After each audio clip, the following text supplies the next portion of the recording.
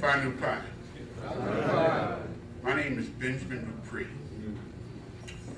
I want to apologize first for being late, but this is my 50th year of graduating from WINSTON-SALEM Teachers College at State University. We had our banquet tonight too, and I was hustling trying to get there and get here. But I'm from Washington, D.C., and Alan Robinson and myself went to WINSTON-SALEM in 1956 on football scholarships. This story begins, and this is my story because we talk about history, and history is his story. I'm helping you to talk about how Delta Chi got its existence. In 1958, my junior year, I was invited to a smoker. And after the smoker, I was on my way back to the dorm when my homeboy, Alan Robinson, we called him Stu, and they called me Dude. He said, "Dude, what are you doing going to that smoker?"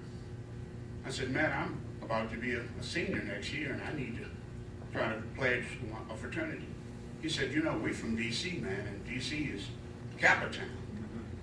I said, "Yeah, but there are no Kappas here." He said, "Well, why don't you join Mickey and Moses and myself? We're going over to A&T and do it there." I said, "No, man, you know, we just finished playing those guys in the football field. They know me, and I don't really want to go right now." So anyway, those guys went, and in early 1959, they made it.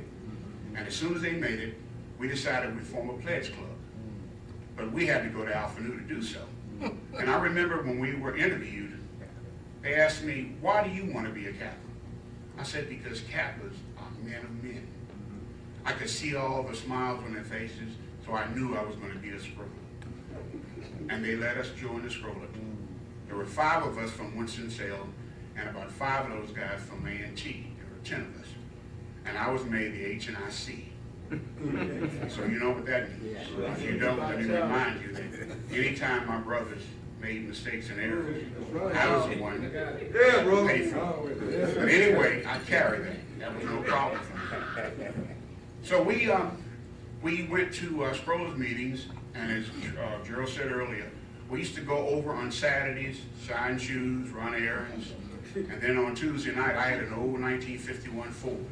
And as he said, we had very little gas, but we made it over there to Scrollers meetings. But then in the fall of 1959, we decided that since we were playing football and all the guys who were pledging were football players, we said we would just hold off because we couldn't go to those Scrollers meetings, take those ribbons, and still play ball too. And so we did. But in November of 1959, they decided they would have a line. So all 10 of us, we went in the doghouse. They told us to get our things together, and we did. Every evening at 5 o'clock, we had to be at A&T, dressed and in the doghouse. They marched us from the doghouse to the library, and I wrote many poems and songs for their girlfriends.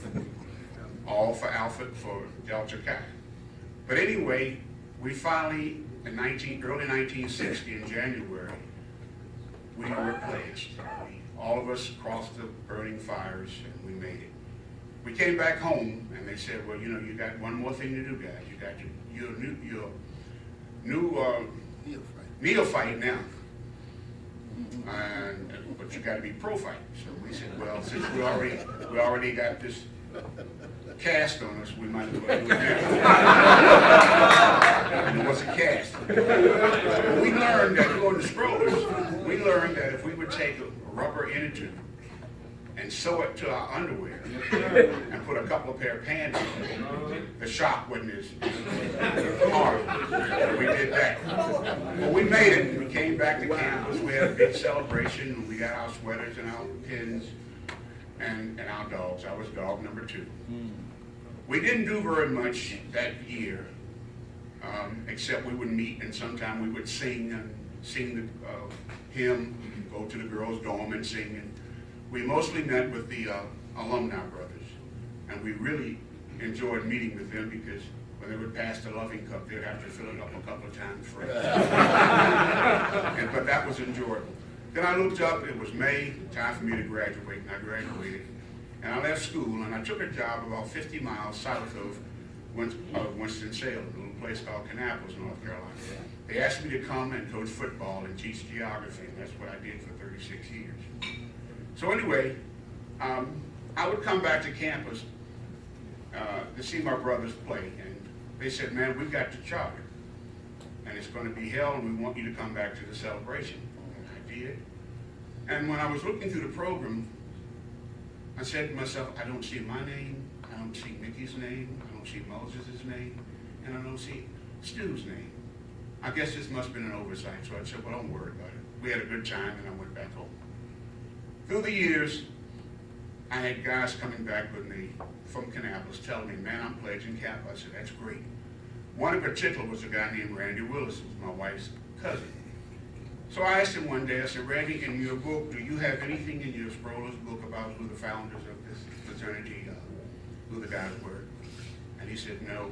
He said, your name is not on here. I said, well, that's not the way it should be. I want to chat you. And so I told Randy about it, and he said, well, I'm going to let some other guys know about it. And I had some guys call me every now and then and verifying what he was saying.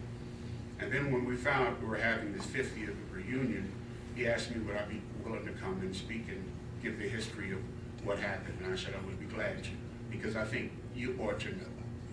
And that's what I've come tonight. I'm not angry about what happened those years that happened. I'm glad Delta Chi's here. I'm proud to be a captain and always